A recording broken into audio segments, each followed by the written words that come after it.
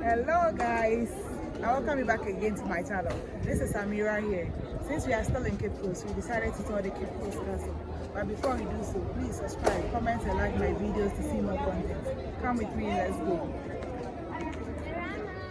Castle by the Danes 1661 and Cape Coast Castle by the British 1664. Why would the Europeans come here, and what even is the transatlantic slave trade? That is European traders sailing from Europe into Africa for human capital, human beings, taking them to the Americas to work on plantations, taking some to Europe, bringing certain commodities to be exchanged for human beings in Africa. So it is a triangular trade from Europe to Africa, Africa to America, America to Europe, and back to Africa again. How would this all begin? Europeans, in a bid to break the Arab or the Middle East settlers' dominance over the trade markets then. The Arabs are nomads, they travel a lot. So they would be the middlemen for the Europeans in terms of trade. So in order to get that control over the trade markets then, and the resulting wealth of having direct contact with Asia, Europe would try to find all sea routes to Asia in order to get that power. They will try to sail around Africa to find an alternative sea route to Asia. That voyage could not be completed without pit stops. So they get to a time they have to rest along the line. It is there they would come across the coast of West Africa, realize that what they sought in Asia, Africa had in excess of that, and huge deposits of gold here.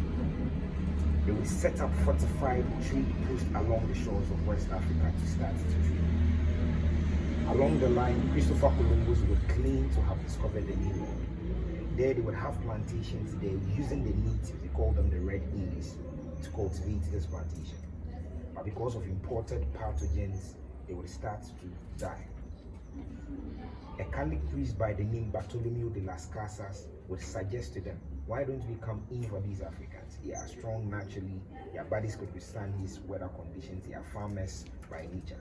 They would start with raids being they would storm towns and villages, set houses ablaze, as people would run helter-skelter for their lives to be captured and brought to the castles.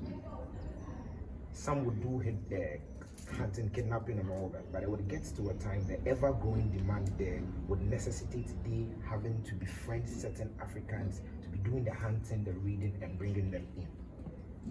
It is important to know that Africa had its own form of slavery before the coming of the Europeans. Africa was devoid of political demarcations. It was a huge land. We lived in families, ethnic groups, tribes, and we were always trying to empower ourselves by fighting others, enlarging territories. So Africa was always at each other's throats. How would they capitalize on this? Since they are always divided on tribal lines, let's befriend certain clans. So they would have to befriend certain groups, empower them with superior weapons. So your enemies are using bows and arrows. You are being empowered with guns and gunpowder. As you overpower your opponent, you bring us the captive of war. These prisoners of war would be brought in exchange for goods like mirror, whiskey, gunpowder, shackles, tobacco, among other commodities. So slaves would be captured across West Africa, would be marched on foot in chains and in shackles. Before they would get to the castle, the first place they would pass through is Asenmaso. It is there they would get their last and final bath as enslaved Africans. They would have their hair shaved, their beard cleared. Why? It is to disguise greed. If you brought in an old person, you would not get better prices. So then they would shave their hair clean, clear their beard to disguise the greed, smear them with shea butter for them to look young and fresh. In the castle, they take them to where we call the Palava Hall. They visit their shop for the sorting out. There, they would have a medical examination for them to categorize them into domestic and commercial slaves. Domestic slaves will be here to work in the castle. The commercial slaves will be the ones they will keep in the dungeons for the shipment. Any year you spend between a day to 3 months, even more, depending on when you are brought in and when the next ship comes. I mentioned that sailing was from Europe to Africa, to America, to Europe, and back to Africa. So if If you are brought in today and the ship comes today or tomorrow, you could equally leave. If you are brought in today, the ship left a day before you came or 2 days before you came. You have to wait till the next ship comes. Here we fed twice a day, mainly carbohydrate-rich food, just to sustain you.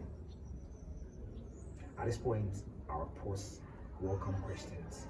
In the absence of any questions, we start the walking tour. Do we have any questions? Okay. After the fourth step, the blade slopes. So we take our time so we know our falls.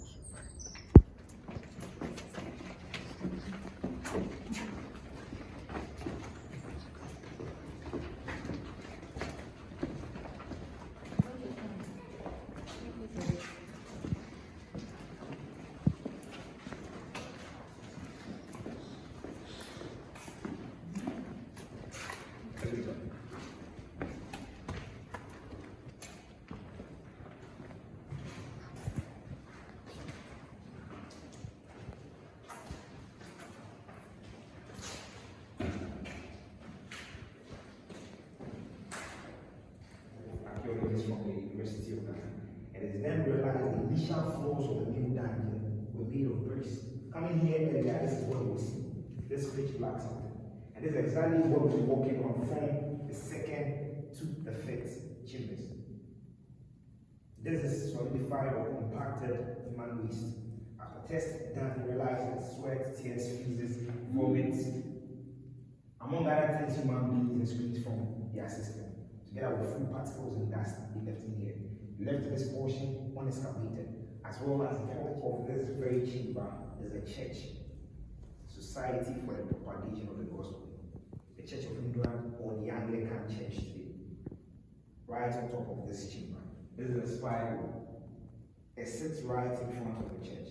Before you would enter the church to listen to love your neighbor as yourself, thou shalt not kill, thou shalt not commit adultery. You'll have some of the neighbors down here dying, crying, some being killed and others being raped.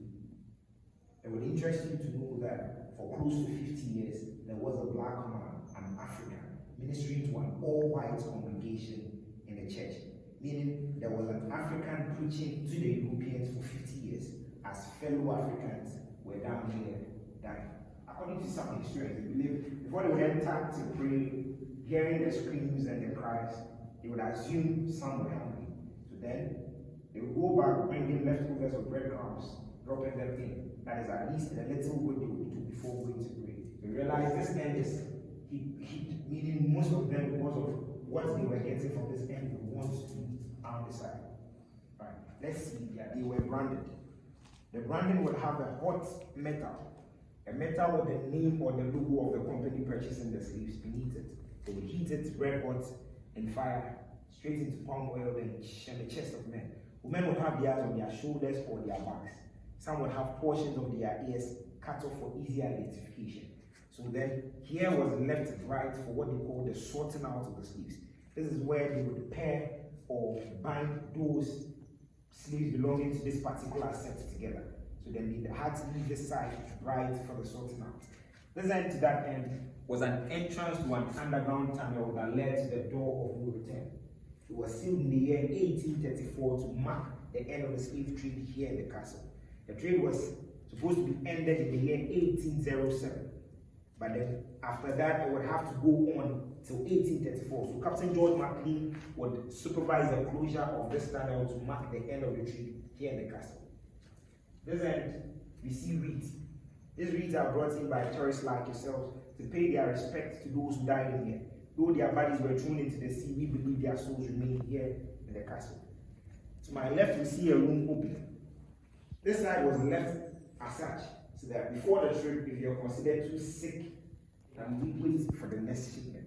That is to say, your survival in there was dependent on your immune system. If this was an entrance to an underground tunnel, then why do I have this here? Where we stand today is a shrine. This is the altar of the leader of the 77 deities of the Fanti land. Fantis believe in 77 gods. And this happens to be the leader, Nana Kabir, as the leader of the 77 gods of the Fanti land.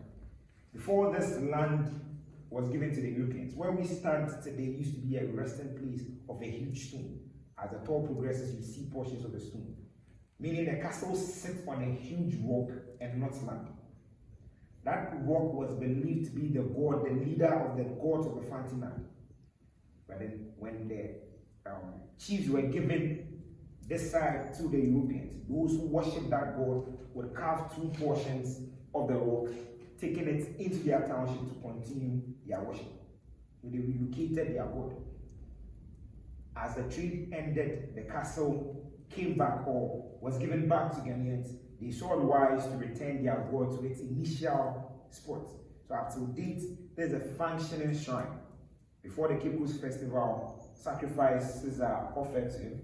Sometimes you come here, you meet the chief priest in charge of the shrine. The stools we see around belongs to those who come here for consultation, those who believe in this form of worship. We see money here sometimes. People come offering prayers, and it's a belief that an offering for a prayer answer. Just like you go to church, you drop offering. I'll pause for questions, then we move outside. Property of someone. That is her bag. If she sees no use for it again, she can cut it, she can burn it, she can dash it out. What you see fit doing with your property is what you do with it. That is what becomes of you as an enslaved African being sold into plantation.